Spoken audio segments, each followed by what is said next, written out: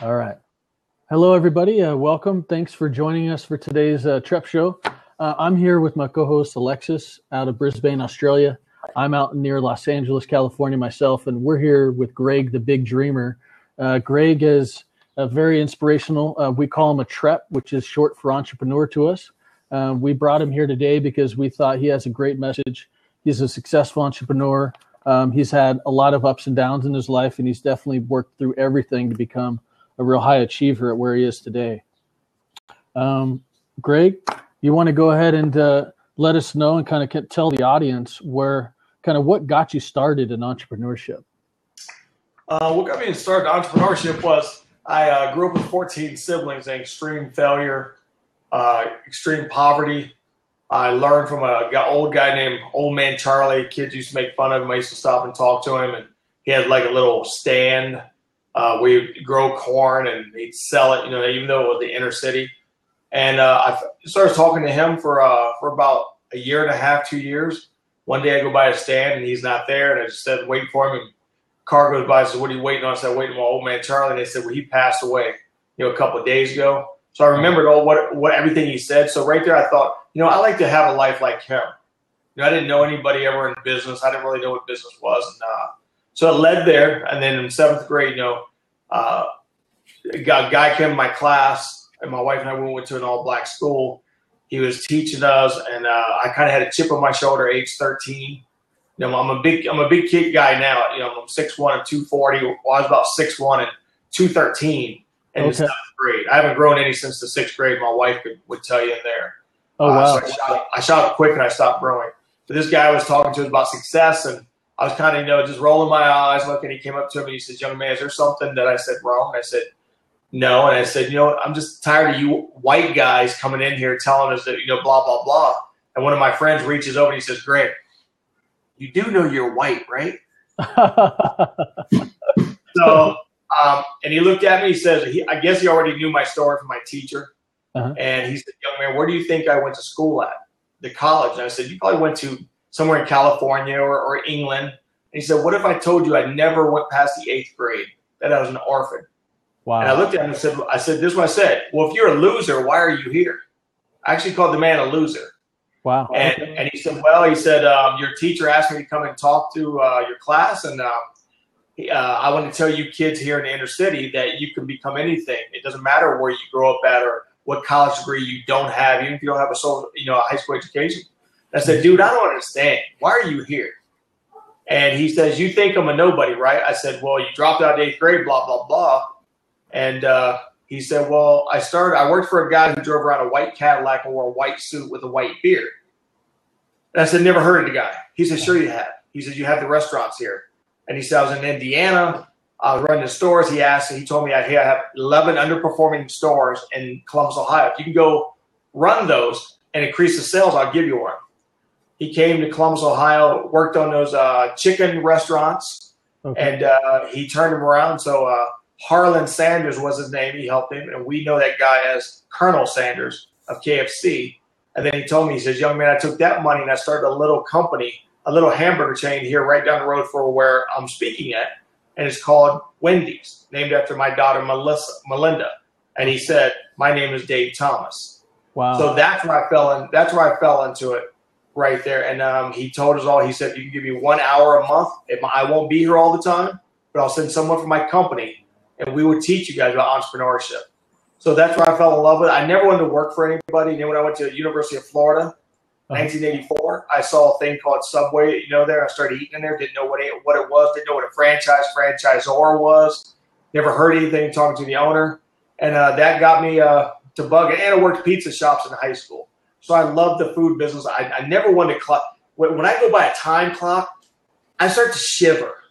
I do. Because to me, this is just my opinion. This is just my opinion. It's not worth anything.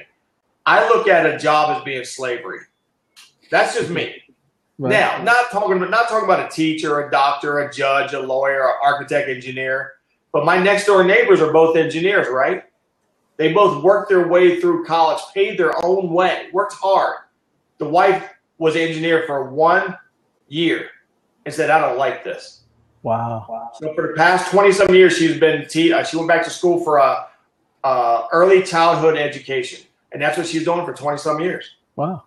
So I tell people, listen, I believe this is my belief once again. College is a waste of money right now, unless you need a specific degree. Right. But all these people send their kids to college to be an entrepreneur. Go work for a bakery. Go work at a bank. Go do whatever you want to do. Go get the real world experience, and then go to your local library and get that Harvard education. So that's what got me into being an entrepreneur. Okay, that's a good point, actually.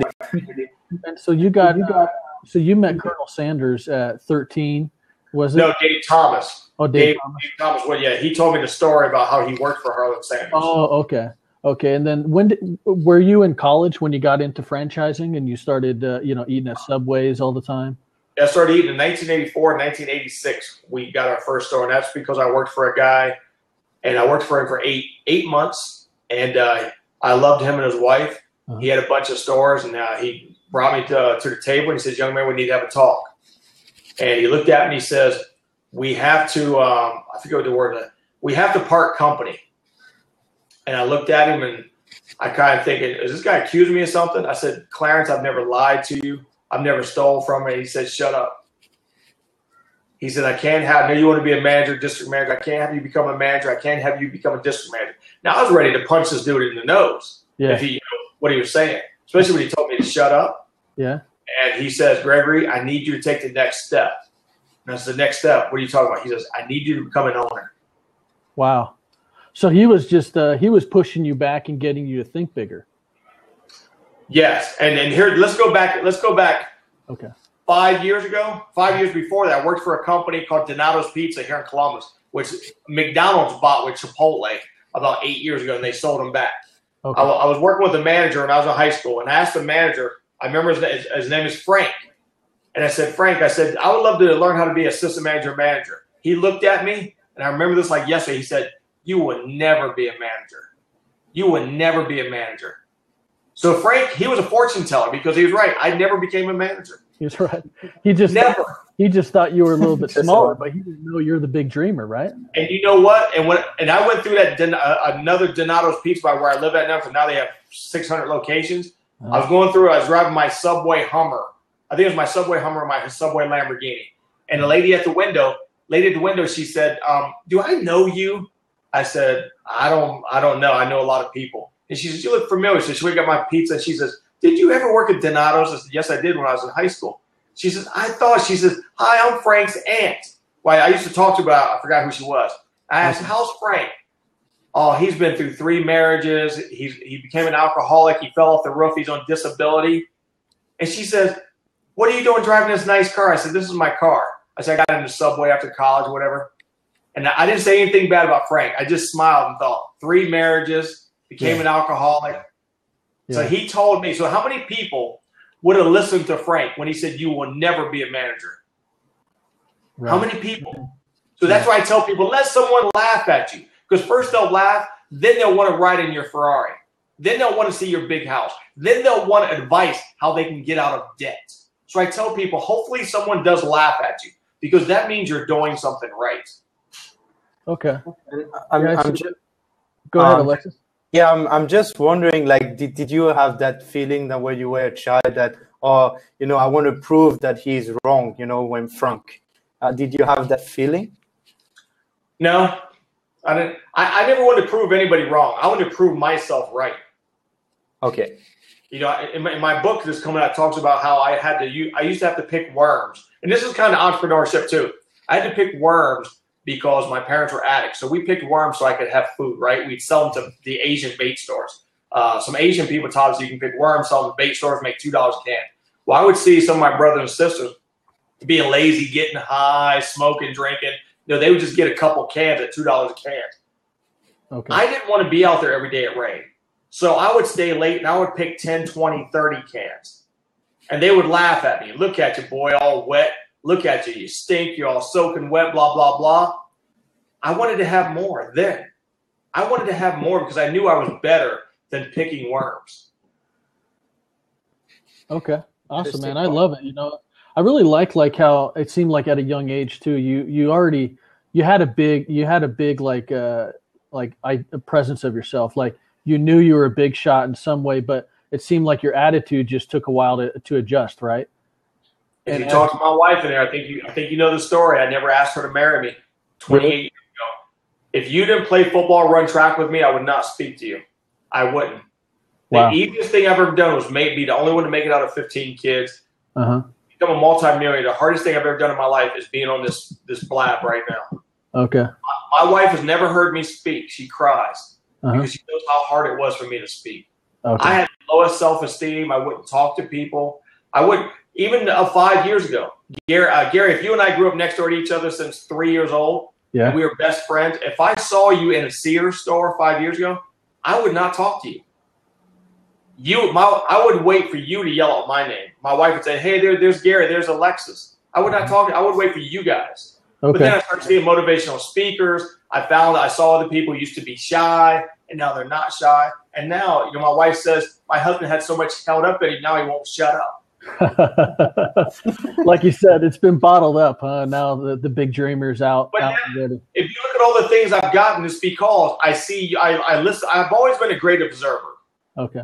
I just need to deal out with 50 chamber of commerces because my oldest niece, who I raised, she goes to called electric classroom tomorrow. She was taking her test, and I saw these people coming in. First lady I was going to ask because I heard her talk about the business week or something. So I didn't interrupt her. So I saw another guy in a suit come in, and he said the same thing. I'm here to sign up for the business week, whatever. So I thought I'd reach out because fortune favors the bold. It really does. Yeah. If you're bold enough.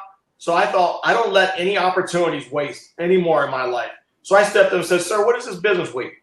And he said, "Well, I'm the president of all the chamber of commerces here in Ohio, and I run like 50 of them. And we teach young college kids and then seniors in high school how to be entrepreneurs." So I showed him where I just spoke in Detroit, Las Vegas, wherever. I showed him where Murray Newlands of Forbes magazine called me the best inspirational, motivational speaker he's ever seen. And he said, "So would you be willing to come speak to high school seniors and college graduates or college kids about entrepreneur?" I said, "Yeah, sure. I've been an entrepreneur for 30 years. So right there, by me stepping out on a limb, listen, you have two apples. You have an apple that's close by the tree, which most people want to grab. Yeah. And then there's the sweet red apple on the end of the branch. And that's where I'm willing to go. I'm willing to take that risk for that branch to break. But you know what? I'll hold up that sweet apple and say, I got it. I got it." You're right. That's what most Americans are afraid of doing right there. Yeah, I agree. Because there is some ability. It's like, I think a lot of people are talking about that nowadays, like growth. In order to be able to really grow is you have to go beyond what you're comfortable with. You have to continue to push yourself to be uncomfortable. Right? I had two choices when I was sitting there waiting on my niece. I had two choices, right?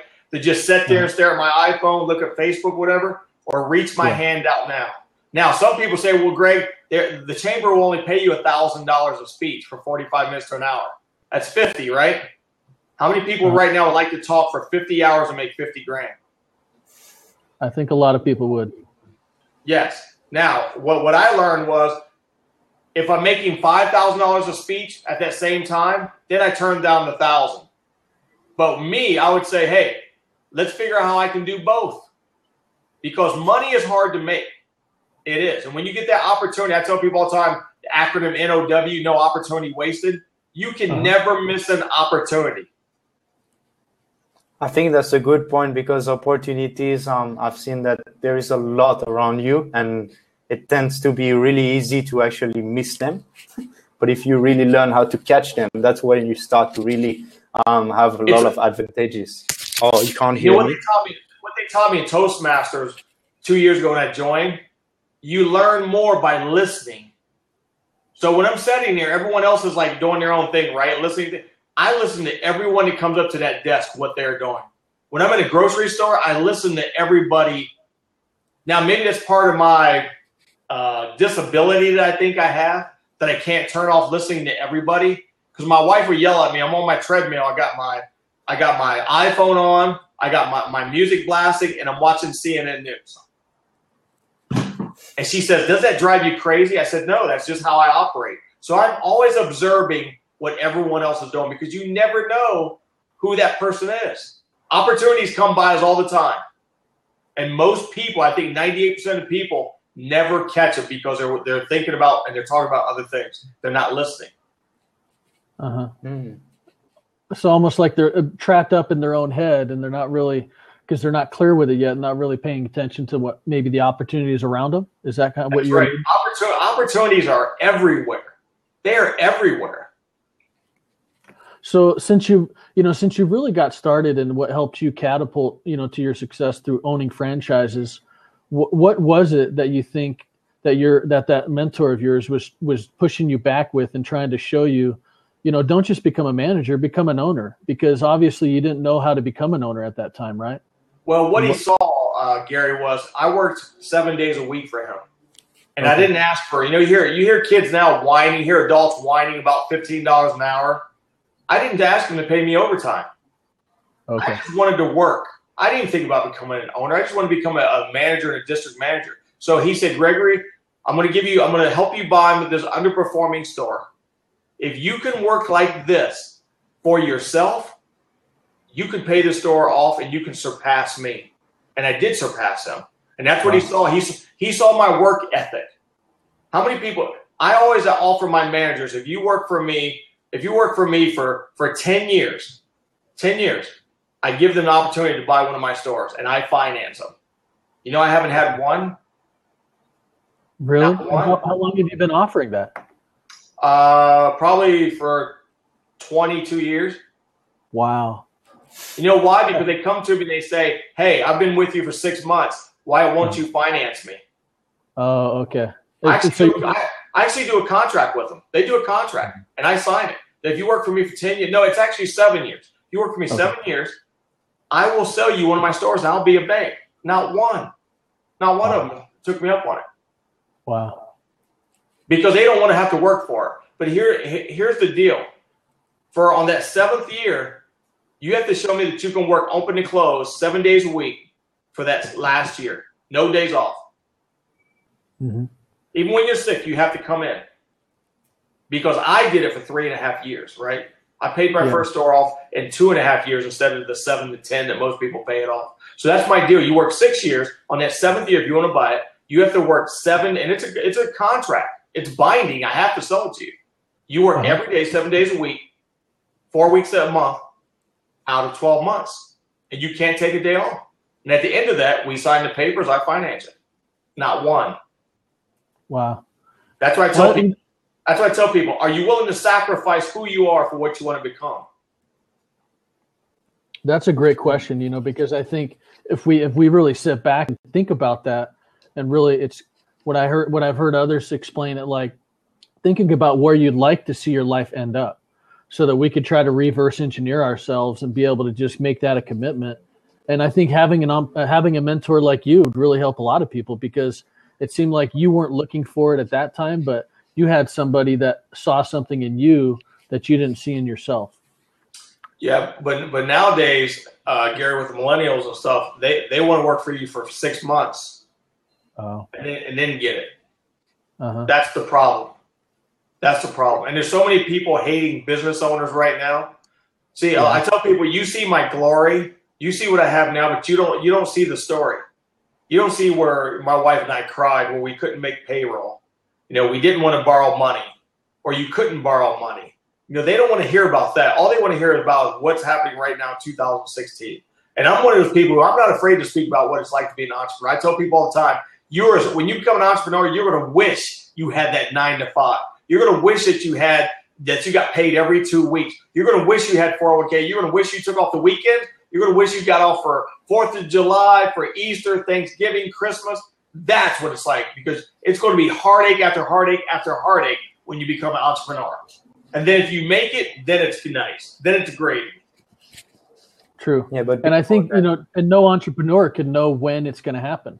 Like, you might think it'll happen in a week, a year, or 3, but it could possibly take 5 years. The reason I chose franchising after I found out later is franchising. It's great because there's only like a 2% failure rate, right? But if you start your own business, you're going to go out within 2.5 years. And the ones who make it after 5 years, they will go out 100%. Franchising I love because they work the bugs out for you, right? If you buy a Pizza Hut versus opening up your own Gary's Hut, you got to go through all those pains that Pizza Hut went through 45 years ago. So that's why I tell people, become a franchisee. Now, if you work for your uncle, Nick DiPaolo's pizza shop, and he's had it for 50 years, and you worked in it from age 6 months old to 21, okay, now you have the upper edge because now you are a pizza owner. You just haven't learned. You just haven't went and done it. But most people, when they go from their crappy 9 to 5 they hate, and they try to open up a bakery, it's failure. I see it all the time. Like right now, the froyo thing is the biggest thing, right? Yeah. The cupcakes thing were a big thing. I told people that's a fad. Now it's almost dead. And the froyo came up, the sweet frog, the frozen yogurt, all that stuff. And now they're all closing up all throughout the country. Bagels was in the early 90s. Those are fads. I tell people all the time, just go for it. There's a reason why we like Sony, that we like Yamaha, we like Sears, we like Walmart, we like Coca-Cola, Pepsi, because those are proven names. People who have a proven concept. And that's why I tell people, you better be careful when you quit your plumbing job, to start a cupcake business. Yeah, I agree. I totally agree with you. One other thing I was curious about is, so when you had that mentor who brought you in and think about owning your own franchise, what did it take for you? Like, did you have to go out and work for the capital, or did he offer you some type of an agreement like what you're proposing? Yes, he said, Gregory, how much money do you have? I said, I said, my wife and I think we have like $2,500. He said, why don't you give me $1,000 because you got to buy diapers for your baby. Give me $1,000 and then I'll finance you the rest. And that's what he did. Wow. So we gave him $1,000. We gave him everything. That's what I tell people. Are you willing to sell something in your house? Because if you're not, then you're not an entrepreneur. You're not an. If you're not willing to sell your computer, your furniture, whatever. Bob Johnson of BET, Black Entertainment TV, with the permission of his mother, he sold all of their furniture to start BET. Okay. And right now he's sitting on about $4 billion after he sold it. What are you willing to do when people say I don't have enough? I just spoke to a guy who saw me on a blab last week, and he said something I said resonated with him, and he's going to work with me. Hopefully, he calls me back. And he said, Big German, when you said when you get in a hole, stop digging. He said, man, the bills are coming in right now. So I said, what do you do for work? And he said, well, actually, my wife and I are out of work. I said, your first priority is go to Taco Bell, Walmart, wherever you can go, and get a job right now. Because your first problem is you need income, right? You need income. And when people say, well, I'm not going to go work for minimum wage. Well, isn't minimum wage better than zero when you got bills coming in? I'm not saying you have to work for me at my Subway or taco place, all your life. But I'm telling you, you have to make money because as long as you sit there dreaming about making $50 an hour, those bills are still coming in your mailbox every day. Yeah, you have to start somewhere. That's probably what it is, yeah. You have to be willing to give up. You got to want success more than you want this iPhone. You got to want success more than you want to sleep. Sometimes you're going to have to go on 2 hours of sleep, right? You're just going to have Thomas Edison slept three hours a day. But most people aren't willing to go that extra mile, that extra 10 miles to get success. They kind of want success. I kind of want success, but I don't want to miss Atlanta Housewives. I kind of want success, but I got to go to that basketball game. Yeah, I hear you. It's really about a commitment, isn't it? Really being committed to something and believing in yourself to make that happen. That's it. Well, I like that.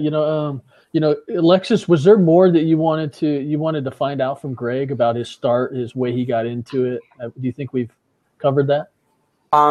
Yes, I think I would be more interested. I guess everyone would be interested about knowing what were you doing now as a speaker and what's your passion about? Yeah. My passion is helping people. We didn't even get into my story. I don't know does he know my story, Gary? Not well. No, and I think everybody that's going to be watching later too as well will definitely want to hear that. Yes. Okay. Alexis, what I do is I speak all over the world now. I speak to Fortune 500 companies, to colleges, to high schools.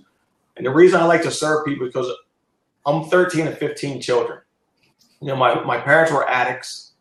My wife and I, who's behind me, we grew up together. We lived in a poor part of Columbus, the poorest part. We were the only white kids in the neighborhood. My father would constantly beat my mother, put her head through the wall. They divorced. He kept coming back to life. I watched my father put guns up to my siblings' head, watched my father molest my sisters. I never spoke till I was 10 years old because I watched my father shoot my mother in the back of the head. And I didn't figure this out till 5 years ago when my friend, his wife is a psychologist. And what happened was when I was 5 or 6 years old, I was waking up by a loud noise. I came out, saw my father with a bottle of whiskey and a gun, saw my mother at the bottom of the floor. He looked at me and says, boy, that's what happens when you open your damn mouth. So I didn't speak till I was 10 years old. My wife can tell you behind me, I never asked her to marry me. When we got married 28 years ago, I was so shy. I gave her a ring to her sister and said, please go marry me. I couldn't speak to anybody unless I played sports with you. That's the only person I would speak to. Now, most of my sisters are still on the street right now. My other brother died of drugs. Another brother, I have a brother, one of the longest death row inmates in America. My baby sister had a baby at 12. That's the dot, my niece I just dropped off at her school. I became the only one ever to make it past the 9th grade. Ever. My dad had like 17 kids. My mom had like 15, 16. And her family had 14. No one ever made it past the 9th grade. I became the first. Became a multimillionaire by age 30, retired at 39 10 years ago, and now I speak around the world about success, about overcoming and succeeding. Because it's not, listen, I give people BS all the time. It's called my belief system. Because it's true. If I can do it, why are you saying you can't do it because your mom and dad got a divorce? Really? Come on. I tell people, shut up. If you don't have something worse than what I had, if you don't have something worse than I have, then you need to shut up and pull your britches up and get on with life. So that's why I speak to people. That's why I encourage people. That's not your circumstances. I don't care what mommy did, what daddy didn't do, what your brother did, what your sister, what people called you. Listen, I got this name, the Big Dreamer, because people used to laugh at me. They used to call me, oh, and I forgot, Alexis, I wasn't even supposed to graduate, right? My first day in my book coming out, Dream, Grind, Hustle, it talks about my wife and I sat in math class. My first day, she's smiling at me. My friends would pat me on the back. Dude, you're going to do it. A kid comes in and said, the principal wants to see you. I go down to the office, this principal, this big southern white guy who should have never been a teacher, let alone a principal. He threw some papers on the desk, and he said, Mr. Walker, I'm going to need you to sign these pretty soon. I said, what is that? He said, those are the papers that your 12 siblings before you signed to drop out of the 9th grade. I said, I don't understand. And, last Friday was the 13th, right? Yeah. You hear people say, oh, it's Friday 13th. I embrace 13. Yeah. Because 13 is a very good number for me. I'm number 13. That principal looked at me and says, young man, you are the 13th sibling. Do you understand that's not a good number? He said, it's impossible for you to make it out. So here's the papers. You're going to come back. Now, I left there crying, pushing people into lockers. I was ready to drop out. Who am I to think that I'm going to make it out? He was right. 12 before me, and I thought I was going to be the one. And someone grabbed me from behind, and I turned around, and I just wanted to knock their damn teeth out. Yeah. It was someone who I loved very much. Her name is Miss Renee Rivers. My 28-year-old daughter's named after her. She was a small black woman, about 4'3". I nicknamed her Little Rosa after the great civil rights leader, Rosa Parks. She grabbed my elbow and said, young man, why is a big boy like you crying? What's going on, Gregory? And I said, Mrs. Rivers, what are you doing here? She said, I'm checking up on my former students, and you being one of them. Why were you at the office? I explained it to her. She pulled me down, told me to set my big butt down. And I tell people all the time, I never realized a small Christian woman could curse and scream as loud as she did, kind of like a drunken sailor, right? Yeah. But she did that for me. She did that for me. When she came out of the office, she pointed at me, she actually put her finger on my chin and said, she always called me boy. She says, boy, don't let anyone tell you you're your mom and dad, you're your brother and sister. You are not. You are Gregory J. Walker. She said, if I have to hold your hand, get you through high school and college, that's what I'll do.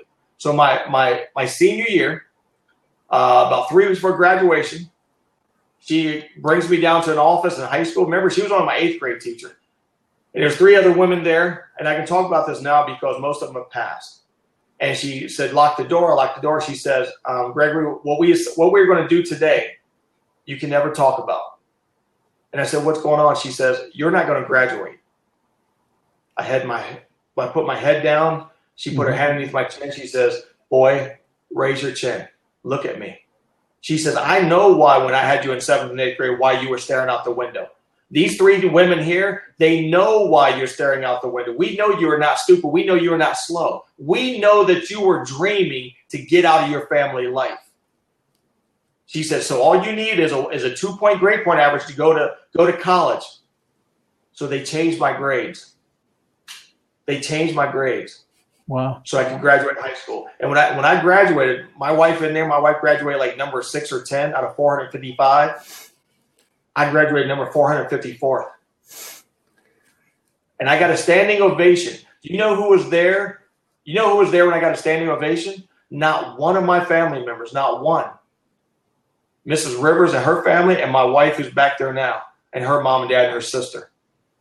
That was it. And when I walked across the stage, I got off the stage, and my teacher, Mrs. Rivers, asked me, she says, Gregory, do I need to go up on that stage and shut that man down again? I said, no, Miss Rivers. I said, he actually shook my hand and said, Mr. Walker, I was wrong about you. And he said, I'm glad I was wrong about you. He said, now you proved me wrong. Now go show the world that you are not your family. And I did. And I did. So that's why I give back to people. And that's why people ask me all the time, why do you call yourself the big dreamer? Because everyone, including my wife's parents, used to call me that. Everyone. Because I had big dreams. I tell people all the time, why do people dream small when big is available? We do not go to the moon anymore because it's so small. We're looking to go to Jupiter, Mars. So why do people want to make $50,000 a year when they can make $100,000, $200,000, $1 billion? There's people out there right now making $100 million a week. So why dream small when big is available? We are only limited by our thoughts. We are only limited by what we think we can do. We put 12 men up on that moon. When someone says something's hard, my daughter, my nieces always say, when you think something hard, I'll grab them, I'll make them go outside when there's a moon. I'll say, look at that damn moon. We put 12 men on that moon. And you're telling me a math class is hard? You're telling me your college entrance exam is hard? We put 12 men up there and they walked on it. Come on. There's nothing hard. There's nothing. That's why I hate people that hang around those 7 evil dudes called excuses. When I hear a mother say, I can't get out of that relationship, big dreamer, I don't have a job. I said, stop the excuses, leave out the back door when that abusive man is at work, leave out the back door with your children and go work 3 jobs if you have to. If you want it bad enough, you'll find a way. If you don't, you'll find many, many, many excuses. That's a really good conclusion, actually. Yeah, I think a lot about talking about how you kind of developed your own psychology, and really helped you kind of build up, because it sounded like you went through a lot of tragedies that built up some toughness, and I think it seemed like it really built some rigidity with your attitude, and it took a while to figure out, I guess, how you were going to kind of start working towards things that I think you felt worth to achieve. Like and someone just asked me at a college about 6 months ago. They say, "Hey, Big Dreamer, aren't you happy that your life? There's no more troubles in your life." Well, you guys heard of the biker killings, right, in Texas? Yeah. Yes. Well, my first nephew is one of those guys who killed the 9 people. Oh, really? Wow. Most of my nieces and nephews are out on the street, either locked up or in the drugs, just like their parents. My daughter's the only one that's went my way, and my two nieces, they're following my way. So my method is 100%. Yeah, it works. Yeah, well, they say you are who you are a reflection of the 5 people you surround yourself with, those close people. Is that any magic that all my other niece and nephews have gone away their parents, and then my daughter, my 2 nieces I raised are going my way? Not that I'm any better than them, but isn't there something about success leaves clues? So does failure. Yeah, they sure do. I definitely agree with you about that. Yeah, it's all about stay with people that are positive, so that it's great. Are you there? Did you get knocked out? Yeah, I think that's what happened last time. I can hear you okay, Alexis. Can you hear Alexis okay, Greg? Yeah. Okay. I was a little bit lost what we were talking about, because Gary just left suddenly. I don't know if there is a connection problem. So it's your show now, baby. You got the mic. You got to let it roll. This is your opportunity, Alexis. This is your opportunity. Don't drop that mic. Yeah, no, but I think what I meant is that when you are with people that share positiveness and want you to succeed, you are most likely to succeed. Whereas when you talk to the person that brings like you down, I feel like it's helped you to actually get worse and be negative. Is that how you felt? Oh yeah, you have to surround yourself with positive people. You have to, because your own family. I tell people, never tell your family or close friends what dreams you have. Tell a stranger. Yeah. Tell a stranger, because your family and friends, they're going to be the hardest on you, because they're going to think you're going to become successful, and then you're going to leave them. Their disbelief, they have limiting belief. They don't believe that they can do it. Why would they think that Gary can do it? Why would they think Alexis or Greg can do it, right?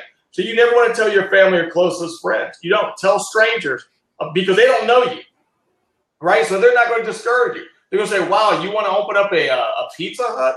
Wow, that's pretty cool. But you tell one of your family members, or they'll say, or a friend, they'll say, hey, that's great, Gary. Yeah, can you believe Gary he thinks he's going to open up a Pizza Hut? Yeah, don't do that. Right. Do you know the singer? He's a guy singer. He was dating a bunch of famous John Mayer. Okay. Yeah. You know who John Mayer is? Yeah. He sings that song, I want to run through the halls of the class, something like that. Do you know when he won a Grammy, that was the first time anyone in his school knew that he played the guitar or sang? Oh, really? He was playing in clubs in high school, and no one knew. Wow. Until when that video came out, he was getting thousands of phone calls at his parents' home, because no one knew what he did. Wow. He didn't tell anybody, because he heard all the naysayers, right. The DK, the dream killers. You have to get I always told my daughter, my two nieces, if you take 3 trash cans and you set them up, a trash can, a platinum can. I don't like to talk about gold because I love platinum. And then another can, right? It might take 1,000,000 years, but that platinum can will look like a trash can because who it's surrounded by. You know, you would never see a successful person hanging around with crackheads, right? Right. Unless we're trying to help them. Right. Now, I'm not saying you have to forget people, because my wife just brought 2 of my childhood friends over for my 50th birthday. But I don't hang with them, because if I hang with them all the time, I'll listen to their disbeliefs of why they can't become something. You know, how a success is only for a certain people. You know, success is for each and every one of us. And reality is, Gary, you can be the top CNN host, and people will say, man, I saw that guy when he was on Blab. It's possible. It's true. It's possible. But only the successful people understand it. And I think only the successful people will admit about who they are today. Not everybody likes to take responsibility for where they're at and who they are.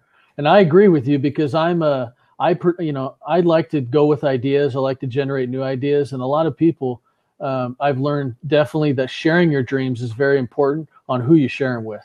You don't want to share them with the wrong people. You definitely want to just work on it, believe in yourself, and definitely get there. I've definitely been through a lot of experiences to learn that myself. Yes, you got to watch who you tell your dreams to. Yeah. You got to be careful. Yeah.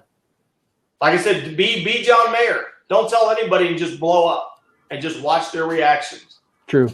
And I like that. You know, we're also, you know, that part of that group in Facebook. You know, I've learned a lot there in the last few months in the Entrepreneur Lifestyle group, that it's important that if you're going to share your dreams or share what you're working on, to share it with a community of people that think like you do, and that they might not have the same dream as you or doing the same thing as you, but they do have something, and they have something just like you that they're working towards and that they want to achieve for themselves and for other people. And I found that to be a huge help, really big. That's why I tell people, whenever they want to go into a business, to go to a chamber of commerce and just hang out and meet people. You'll meet car dealers, bakers, bankers, widget makers. You'll find someone there, and then all you have to do is ask them what heartaches they had, what mistakes they made, and what they should do to start out in business. Listen, you don't have to spend $57,000 a year to go to an Ivy League school. You can go for free to a bookstore. You can go to a Barnes and Noble. I'm at the Barnes and Noble at least 2 times a week with my nieces and nephews, and we I won't say steal, I'll say educated. We pilfer the information from Barnes & Noble. We read books, and we steal that information. I teach my nieces and nephews, everything that Harvard has is in this library and in this Barnes & Noble. That's very true. And it's much cheaper. And you get out of school debt-free. A lot cheaper. Yeah, a lot cheaper. You don't have to be forced that info you don't want to consume. You can consume what you want. That's right. College, like I said, college is a waste unless you need. And let me say that strongly. Unless you need a degree. Mm-hmm. Yeah, why should you have to take photography when you want to open up a donut shop, right? Right. Why? Right. It's because for them to make more money. Now, if you want to go to college just to meet people, to party and have fun, hey, God bless you. But that's very expensive, fun time. Yeah, I definitely agree with you about that. It's, there's so many different opportunities out there, and I've learned myself that I wasn't always good with people too, and you learned about yourself once you were past some points about how important it was to getting to know people and really learning to build relationships better, because there are people out there that can help and work with you, but it's about timing, meeting the right person at the right time. That's really something that is going to be an opportunity that you want to take. Because I think not every opportunity is for everybody. So we have to know a little bit about ourselves, about what we want. And the important thing is having integrity. Yeah. Is having integrity. Like I tell people, when you don't have integrity, now it tells people this dude, this girl doesn't have a life that I want to follow. Uh-huh. So it's like when people quit a job. I tell them, give a month's advance. At least 2 weeks, but give a month's advance. Don't just get the job and quit and then screw that person, because guess what? 10 years later, you're going to get that kick-butt job, that career job, and guess who's the new boss of that place? The man or woman that you screwed, you didn't give any. So I tell people, you got to have integrity. When someone's helping you with the business, be thankful to them.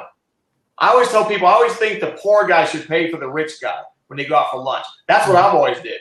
Yeah. My mentor, he had millions of dollars when I had nothing, and I would always refuse to let him pay. I would always pay, because what can he learn from me? True. But I can learn everything from him. So I tell people, are you willing? If I would ask people, how much would you pay to take Warren Buffett out for lunch? They say, I'm not going to pay for him. He's a billionaire. I say you're an idiot. Yeah. I say you're an idiot. True. See, that's the short-minded. Why would I pay for him? He's the fourth richest man in the world, because he has the knowledge that can get you out of your poor-minded poverty mindset. True. Yeah, I agree, because I think a lot of the people like yourself and Warren Buffett and others that have achieved something, if they're willing to take the time to have dinner with you, whether you pay or not, I think it just shows that they probably see you have integrity, because they're not going to waste their time with you if you have no integrity. They don't want to share dinner with you. They're not going to sit with you for an hour or 2 hours. Yeah, that's right. And I guess it will prove at least that you really are interested to meet them as well, in some ways. Because if you just want to see them and just talk, about like how, like a very basic question. I'm sorry, I'm leaving out of, but yeah. Anyway. No problem.